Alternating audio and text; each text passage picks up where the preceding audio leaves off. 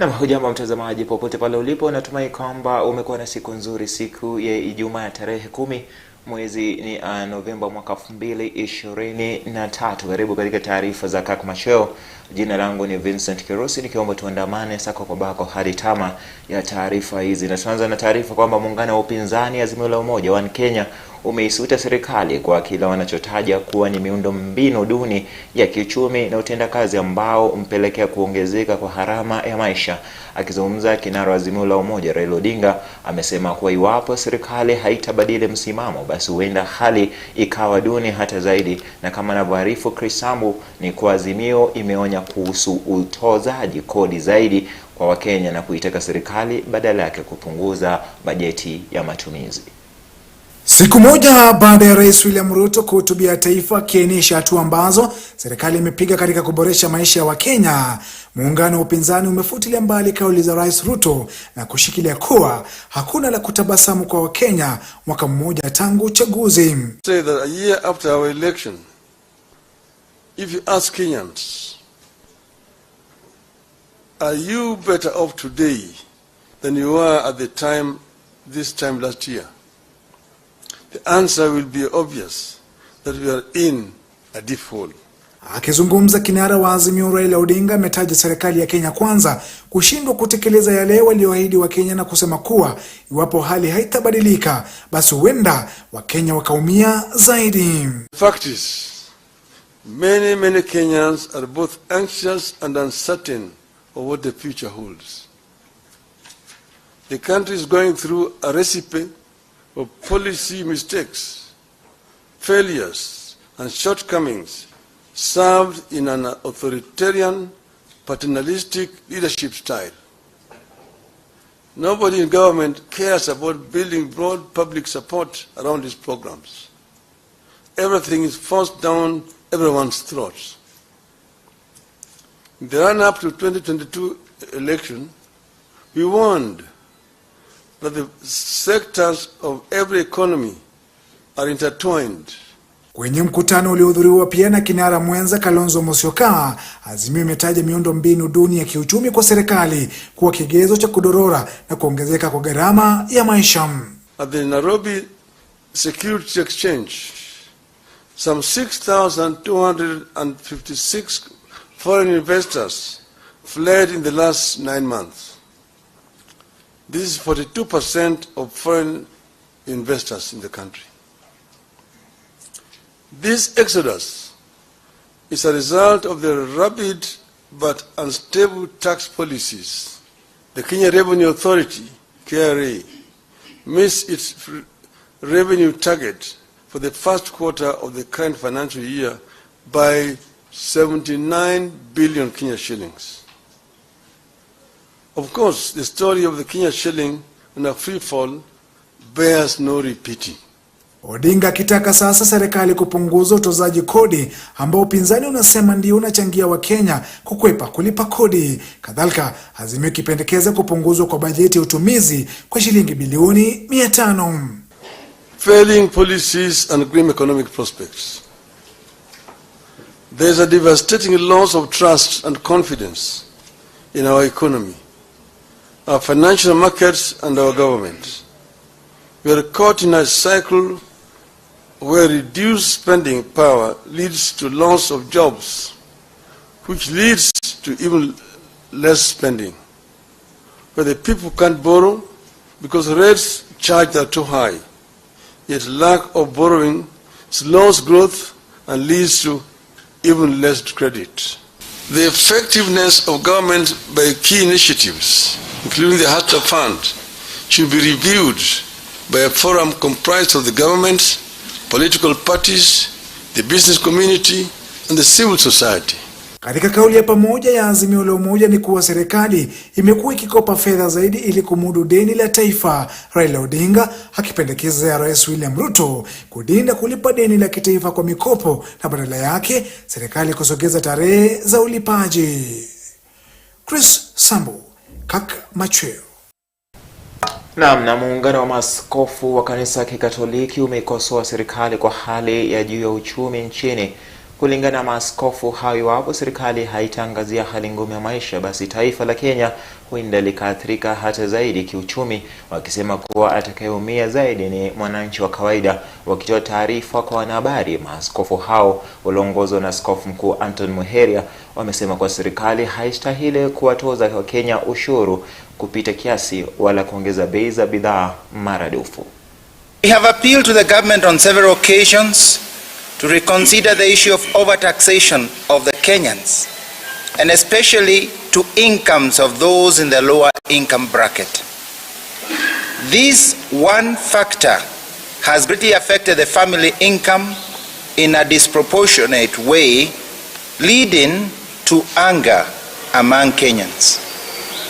We appeal yet again to the government to find reasonable balance between the desired income for the government and the minimum protection of the basic needs of the very ordinary Kenyan and respect to their dignity.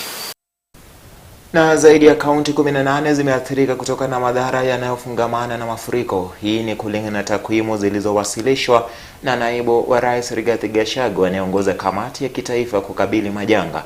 Gachagua amethibitisha kwamba zinazoshuhudiwa nchini kweli ni mvua za El Nino, lakini akawaahidi Wakenya kwamba serikali imeweka mikakati kabambe kukabili athari zake. Naibu rais ameyaomba mashirika ya kibinadamu na washirika wa ustawi kutilia natija harakati za serikali kupambana na athari hizo.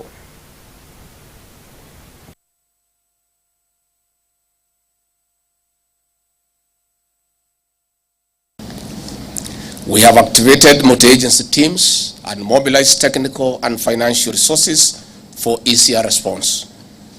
The Emergency Response Committee is coordinating a consolidated approach for efficiency and effective action. This is preventing duplication of the response as well as ensuring no place or person is left behind. We are also supplying safe and clean water and addressing other sanitation concerns in the various rescue centers. We are also monitoring the progress of the rain patterns for measures of averting catastrophic outcomes. The Ministries of Health and Agriculture are also on the ground monitoring the situation to prevent possible outbreak of diseases, including animal diseases. Mobile health facilities are being put in place in areas where infrastructure has been destroyed or marooned. The Kenya Defence Forces is running an operation center at the Kenya Defence Forces headquarters. The Ministry of Interior and National Administration is providing security response round the clock and assisting in monitoring the situation and updating all the other agencies in real time. The Ministry of Roads and Transport is undertaking emergency repair and rehabilitation of roads to improve access. We are also unclogging waterways and other drainage systems. With weather projections pointing to a possible prolonged rains up to the first quarter of 2024, we are keen on sharing safety messaging, especially sensitizing of communities living in lowlands and landslide-prone areas to evacuate to safer grounds.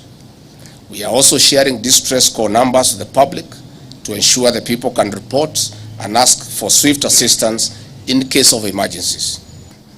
I take this opportunity to assure the nation that all necessary resources will be deployed to ensure their safety, security, and comfort for our people and their property. I thank you.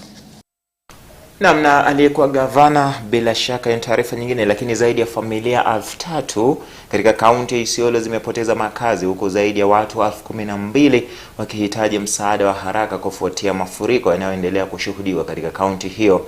Na kama anavyoarifu mwanahabari wetu Val Washira, mafuriko hayo yameharibu nyumba, barabara na bila shaka madaraja katika kaunti hiyo. Mvua kubwa inaendelea kunyesha katika maeneo kadhaa nchini inaendelea kusababisha maafa. Kufuatia mvua kubwa iliyonyesha wiki mbili zilizopita, takriban watu 3207 wamehama makazi yao, huku watu 12802 wakihitaji msaada wa dharura katika kaunti ya Isiolo. Serikali ya kaunti hiyo ya Isiolo imefanya mkutano wa dharura na maafisa kutoka shirika la Msalaba Mwekundu, mamlaka ya kitaifa ya kudhibiti majanga, wawakilishi kutoka zaidi ya mashirika 30 yasiyo ya kiserikali na mashirika ya kijamii ili kutafuta njia za kukabiliana na ongezeko la athari za mvua kubwa ambayo inaendelea kusababisha mafuriko. Katibu wa kaunti ya Isiolo Dade Buru, ambaye aliongoza mkutano huo, ameelezea wasiwasi wake kuhusu hali mbaya ya mafuriko ambayo imefanya usafirishaji wa chakula cha msaada kukatizwa katika baadhi ya maeneo. Basa has been washed away. There is no road as we are talking because flood is all over. Vehicles cannot move from Marti to Dadech. Aidha, mratibu wa Msalaba Mwekundu kaunti ya Isiolo Gregory Masharia amesema kuwa mchakato wa kufuatilia hali hiyo katika maeneo yanayokumbwa na mafuriko unaendelea. As organizations, as the government, we sit together, plan together so that we ensure that we reduce on the numbers that might be affected during this particular time, and at all costs avoid any loss of life and even reduce on the losses of livelihood as a result of the El Nino effect. County government, we have responded to effects and the impacts of these floods together with the Red Cross, which help us to provide food items, and us as county government we have provided food to those affected. Kulingana na maafisa wa kaunti ya Isiolo, angalau shilingi milioni 2 zinahitajika ili kutoa msaada wa kibinadamu hadi Januari mwaka ujao. Nikiripotia Kirk Machweo, jina langu ni Val Washira. Na aliyekuwa gavana wa kaunti ya Murang'a Mwangi wa Iria amejitokeza na kutoa msimamo kuwa yeye ndiye kiongozi halali wa Mlima Kenya. Aidha, wa Iria amesema kuwa ataendelea wasimamia na kuwatetea watu wa Mlima Kenya kwa kuendeleza kampeni zake za kuwa rais wa Kenya. Wamaidha Kamau ana taarifa hiyo kwa kina. Mzozano kati ya viongozi mbalimbali wa Mlima Kenya wa kupigania uongozi katika eneo hilo umeteka umakini wa aliyekuwa gavana wa kaunti ya Murang'a Mwangi wa Iria. Akizungumza akiwa Thika katika kaunti ya Kiambu, Wairia amesema kuwa yeye ndiye amehitimu zaidi kushikilia cheo hicho, kwani alisimama na kuwania kiti cha juu zaidi nchini katika uchaguzi uliopita. Hakuna Mkikuyu ambaye alisimama akapata kura nyingi. Yule ambaye alijaribu kusimama ni Wairia. Kwa hivyo Wairia ndiye anastahili kuwa kingpin. Kwa sababu mimi nilikuwa nimepeleka makaratasi. Hakuna mtu ambaye anakuwa kingpin na hapeleki makaratasi ya urais. Mimi nilipeleka.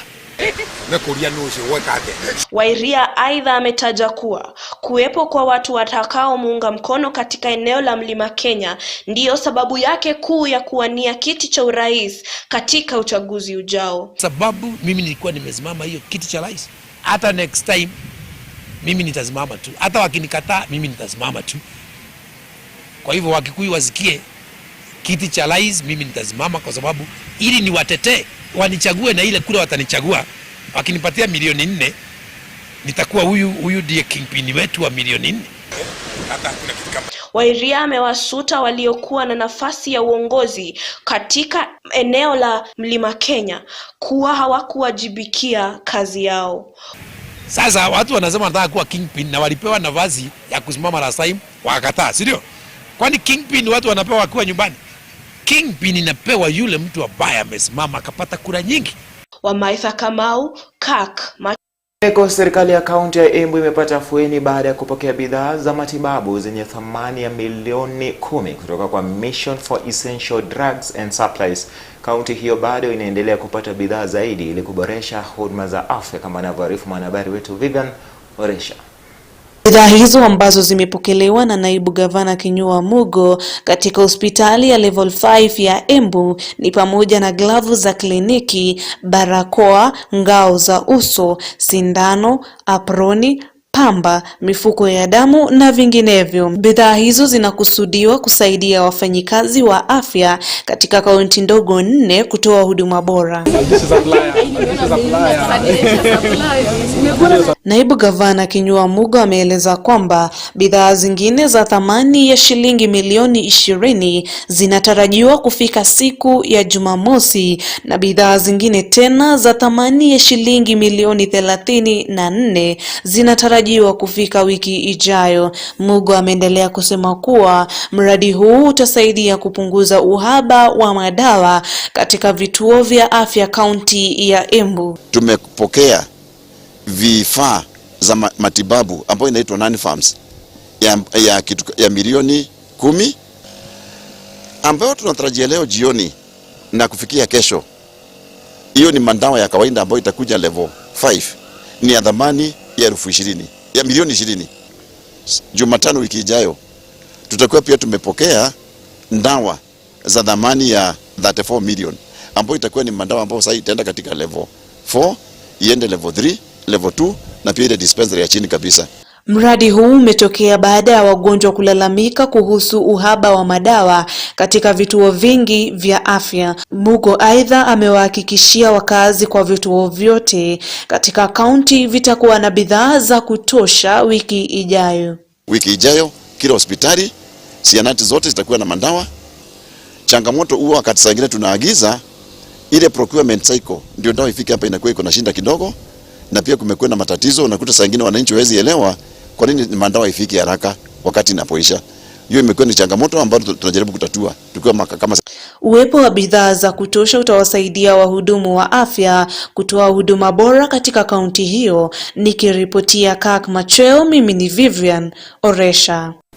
Na waziri wa uchukuzi na miundo msingi Kipchumba Murkomen ametetea hatua ya kiudo ya toa bila shaka baadhi ya huduma za bandari kwa wawekezaji katika huduma za kibinafsi. Kulingana na waziri Murkomen kwa hatua hiyo itanufaisha taifa la Kenya. Haya yanajiri huku pendekezo la kubinafsisha baadhi ya huduma za bandari zikiibua tetesi mbalimbali. Hata hivyo, waziri Murkomen amesema kuwa swala hilo si geni nchini. In a private sector at large scale, number one, improve on the economy, increase the number of goods that are going to come through the port. Why? Because you are bringing somebody who has the capacity to put $2 billion, $3 billion, $5 billion. The government of Kenya cannot do that. Bring somebody who will pay back the government of Kenya the investment they have. 1 billion, 2 billion, 3 billion, depending on the valuation. We get that money upfront and invest it elsewhere, again to create in the government another business corner there. Let this private investor come in and run. Take example of Lamu. Lamu, you have 3 berths, you spend 60 billion. Na mtazamaji, dakika ni ngapi hizi? Dakika ni 22 baada ya saa 1 jioni saa za Afrika Mashariki. Kufikia hapo unafunga mikatala taarifa za Kirk Machweo juma hili. Mtazamaji, atakaporejea Mwenyezi Mungu juma lijalo siku ya Jumatatu kwa pamoja nawe ndani ya taarifa nyingine za Kirk Machweo. Kwa sasa na kutika usiku mtulivu, usiku usio na bugdhi mtazamaji, nikiomba ujilinde na ujitunze, maana yake sasa hivi kuna mvua kweli kweli zinazokunya katika sehemu zote za Kenya. Nafikiri kama ulivyosikia katika taarifa yetu hapo ni kwamba naibu rais Rigathi Gachagua amethibitisha kwamba hizi mvua ndio ni za El Nino. Kwa hivyo tujitunze. Kama unavuka daraja, hakikisha kwamba unavuka kwa uangalifu zaidi tafadhali, usije ukabishana na maji, maana uzito na kasi wa maji hautashindana nao mtazamaji. Akuridhie Mwenyezi Mungu pamoja na hali zako. Naitwa Vincent Kerosi.